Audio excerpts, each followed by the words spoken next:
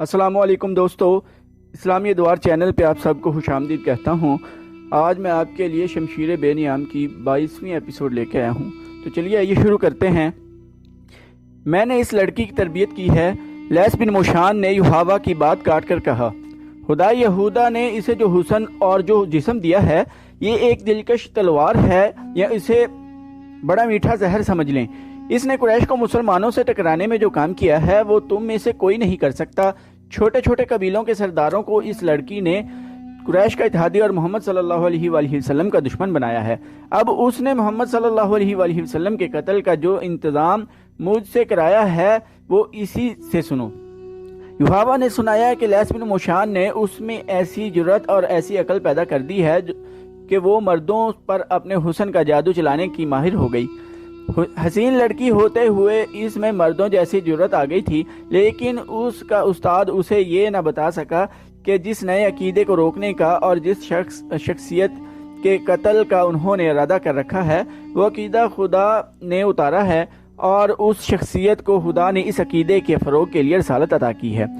یوحوا کی تربیت ایسی ہی ہوئی کہ وہ اپنے مذہب کو دنیا کا واحد سچا مذہب سمجھتی رہی اور یہ نہ سمجھ سکی کہ حق پرستوں پر اللہ کا ہاتھ ہوتا ہے۔ خدا نے آندھی میں اسے تنہا پھینک دیا، لیکن وہ خدا کا یہ اشارہ نہ سمجھ سکی۔ کہاں وہ جرأت کے معاملے میں اپنے آپ کو مردوں کے برابر سمجھتی تھی، کہاں وہ ایک کمزور اور بے بس لڑکی بن گئی۔ وہ مرد کے جسم سے ناآشنا نہیں تھی۔ جرید بن مسیب کا جسم بھی ایک مرد کا ہی جسم تھا، لیکن اس جسم کو وہ مقدس اور پاک سمجھنے لگی اور جرید اسے فرشتہ لگنے لگا۔ وجہ یہ تھی کہ وہ اس کے حسین چہرے، ریشم جیسے بالوں اور دلکش جسم سے ذرا سا بھی متاثر نہیں ہوا تھا۔ یوحوا پر جرید کے اس رویے کا یہ اثر ہوا کہ وہ جرید کے جسم میں کشش محسوس کرنے لگی۔ مکہ دور نہیں تھا۔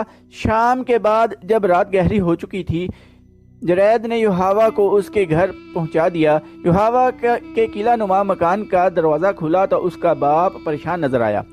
اسے توقع نہیں تھی کہ اس کی بیٹی زندہ واپس آ جائے گی۔ انہوں نے جرید کو روک لیا اور شراب سے اس کی تواضع کی۔ جرید جب چلا گیا تو یوحوا نے اپنی ذات میں خلا محسوس کیا۔ دوسرے ہی روز اس نے جرید کو پیغام بھیجا کہ اسے ملے۔ جرید آ گیا۔ یہ ایک جذباتی ملاقات تھی۔ جرید نے یہ ملاقات جذبات تک ہی رکھی۔ اس کے بعد اس کی ملاقاتیں ہوتی رہیں اور جرید کے دل میں بھی یوحوا کی محبت پیدا ہو گئی۔ یہ محبت پاک رہی۔ یوحوا حیران تھی کہ اس کے اندر پاکیزہ اور دالہانہ محبت کے جذبات موجود ہیں۔ ایک روز جرید نے یوحوا سے پوچھا کہ وہ اس کے ساتھ شادی کیوں نہیں کر لیتی۔ نہیں، یوحوا نے جواب دیا، میں تمہارے جسم کی پوجا کرتی ہوں، شادی ہو گئی تو جذبات مر جائیں گے۔ میری بیٹیاں ہیں، بیٹا کوئی نہیں۔ جرید نے اسے کہا، میں دوسری شادی کرنا چاہتا ہوں، مجھے بیٹا چاہیے۔ یوحوا سوچ میں پڑ گئی۔ وہ جرید بن مسیب کی یہ خواہش پوری کرنا چاہتی تھی۔ اسے ایک راستہ نظر آ گیا۔ ہمارا ایک بزرگ ہے، لیس بن موشان، یوحوا نے کہا۔ اس کے پاس کوئی علم ہے، اس کے ہاتھ میں کوئی طاقت ہے۔ مجھے امید ہے کہ وہ اپنے علم اور عمل کے زور سے تمہیں اسی بیوی سے بیٹا دے گا۔ تم میرے ساتھ چلو، وہ میرا تعلیق ہے۔ جرید اس کے ساتھ لیس بن موشاک کے پاس جانے کے لیے تیار ہو گیا۔ ان کی دوستی دو آدمیوں یا دو عورتوں کی دوستی کی صورت اختیار کر گئی تھی۔ وہ جب اکٹھے بیٹھتے تو رسول اکرم صلی اللہ علیہ وآلہ وسلم کے خلاف بھی باتیں کرتے تھے، اسلام کے فروغ کو روکنے کے منصوبے بھی بناتے تھے، لیکن جرید مسلمانوں کے خلاف کسی جنگی کاروائی میں شریک نہیں ہوتا تھا۔ یوحوا کو اس کی یہ بات پسند نہیں تھی، اسے وہ اکساتی اور بھڑکاتی تھی۔ میرا مذہب تم ہو، جرید بن مسیب نے اسے ایک روز فیصلے کے لہجے میں کہہ دیا تھا۔ تم میری بیوی نہیں بن سکتی تو نہ صحیح، میں تمہیں دیکھے بغیر زندہ نہیں رہ سکتا۔ میں تمہیں ایک راز بتا دیتی ہوں جرید، یوحوا نے اسے کہا تھا، میں کسی کی بھی بیوی نہیں بنوں گی۔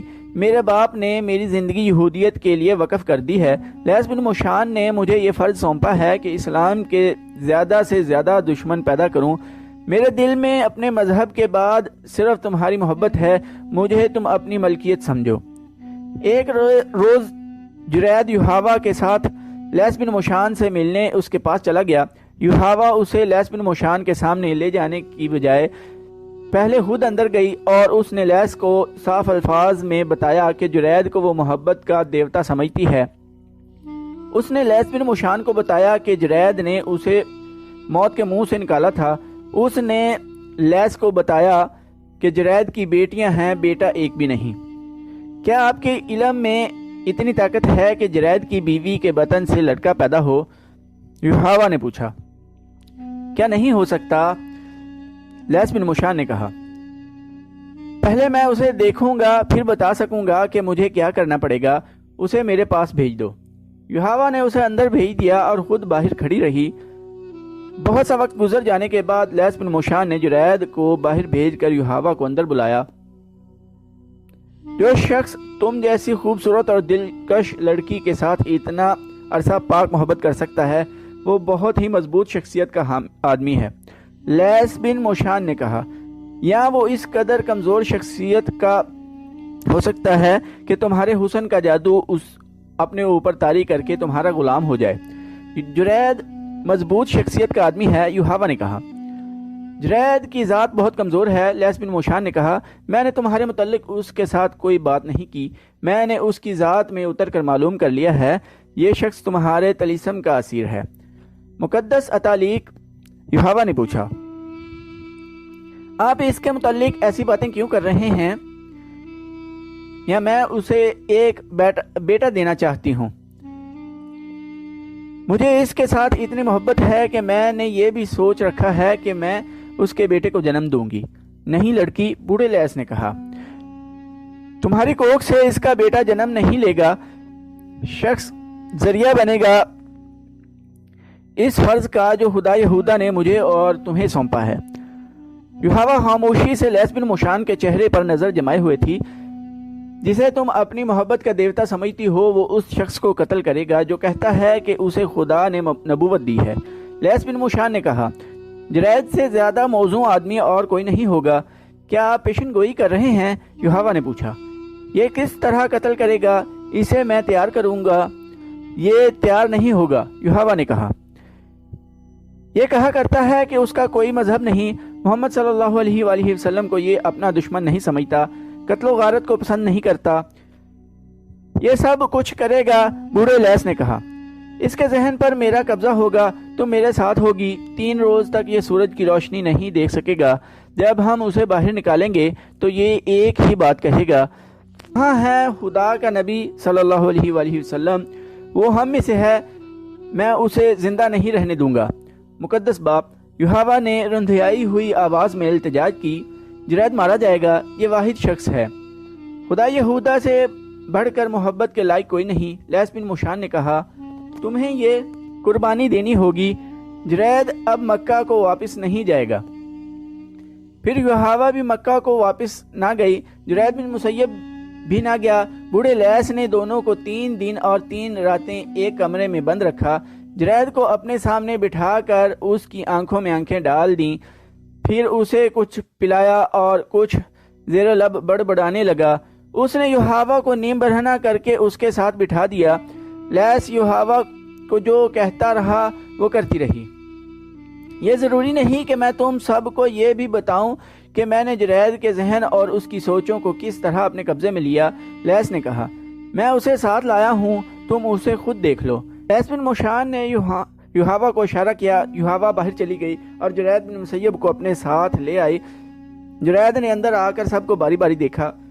وہ یہاں نہیں ہے، جرید نے کہا، میں اسے پہچانتا ہوں، وہ ہم میں سے ہے، وہ یہاں نہیں ہے۔ ذرا صبر کرو جرید، بوڑھے لیس نے کہا، ہم تمہیں اس تک پہنچائیں گے، کل جرید بیٹھ جاؤ۔ جرید یحاوا کے ساتھ لگ کر بیٹھ گیا اور بازو اس کی کمر میں ڈال کر اسے اپنے اور قریب کر لیا۔ اگلی صبح جب مدینہ میں لوگ فتح کی خوشیاں منا رہے تھے اور کعب بن اسد کے گھر رسول اکرم صلی اللہ علیہ وآلہ وسلم اور اسلام کے خلاف بڑی ہی خطرناک سازش تیار ہو چکی تھی، رسول اکرم صلی اللہ علیہ وآلہ وسلم کو یاد دلایا گیا کہ بنو قریظہ نے، جس کا سردار کعب بن اسد تھا، مدینہ کے محاصرے کے دوران اہل قریش اور غطفان کے ساتھ خفیہ معاہدہ کیا تھا، جسے نعیم رضی اللہ عنہ بن مسعود نے بڑی دانشمندی سے بیکار کر دیا تھا۔ یہ واقعہ بھی 2-4 روز پہلے کا تھا، جس میں رسول اللہ صلی اللہ علیہ وآلہ وسلم کی پھوپھی حضرت صفیہ رضی اللہ عنہا نے ایک یہودی مقبر کو قتل کیا تھا۔ یہ مقبر اس چھوٹے سے قلعے میں داخل ہونے کا راستہ دیکھ رہا تھا جس میں مسلمانوں کی عورتوں اور ان کے بچوں کو رکھا گیا تھا۔ اس یہودی نے ایک عورت کو اپنے مقابلے میں دیکھ کر بڑے رعب اور گھمنڈ سے کہا تھا کہ وہ یہودی ہے اور مقبری کے لیے آیا ہے۔ حضرت صفیہ رضی اللہ عنہا نے اس کی تلوار کا مقابلہ ڈنڈے سے کیا اور اسے ہلاک کر دیا تھا۔ خدا کی قسم، کسی صحابی نے للکار کر کہا، ان یہودیوں پر اعتبار کرنا اور ان کی بدعہدی پر انہیں بخش دینا ایسا ہی ہے جیسے اپنا خنجر اپنے ہی دل میں اتار لیا جائے۔ عبداللہ بن محمد بن اسما اور نافع حضرت ابن عمر رضی اللہ عنہ کے حوالے سے روایت کرتے ہیں کہ معرکہ خندق کے خاتمے پر رسول اکرم صلی اللہ علیہ وآلہ وسلم نے فرمایا، تم میں ہر کوئی نماز عصر بنو قریظہ کے پاس پہنچ کر پڑھے۔ ایک اور حدیث ہے جس کے راوی حضرت انس رضی اللہ عنہ ہیں، انہوں نے کہا تھا، میں اب تک لشکر جبریل کا گرد و غبار بنو غنم میں اڑتے ہوئے دیکھ رہا ہوں۔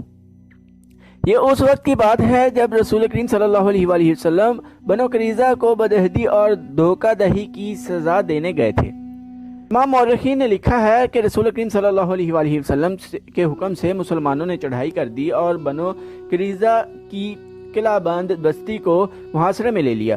احادیث کے مطابق سعد رضی اللہ عنہ بن معاذ کو بنو قریظہ کے سرداروں کے پاس اس وقت پیغام کے ساتھ بھیجا گیا کہ وہ اپنی بدعہدی کی سزا خود تجویز کریں۔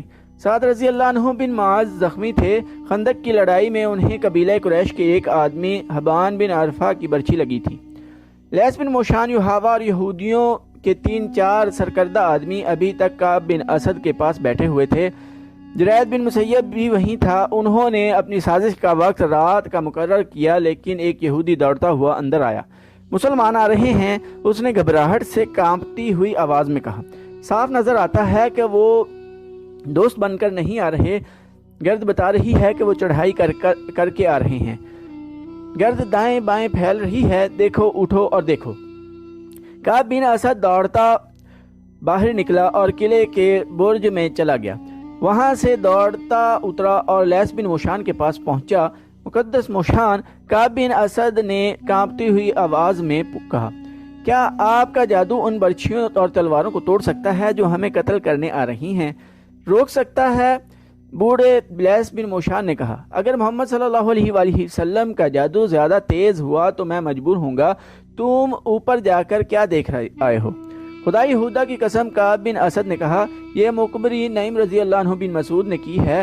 مجھے معلوم نہ تھا کہ وہ مسلمان ہو چکا ہے۔ مسلمان محاصرے کی ترتیب میں آ رہے ہیں، ہم نکل نہیں سکیں گے۔ ان دونوں کو نکال دو۔ لیس بن موشان نے کہا، یحاوا، جرید کو ساتھ لے کر پچھلے دروازے سے نکل جاؤ، میں تمہارے پیچھے پیچھے آ رہا ہوں۔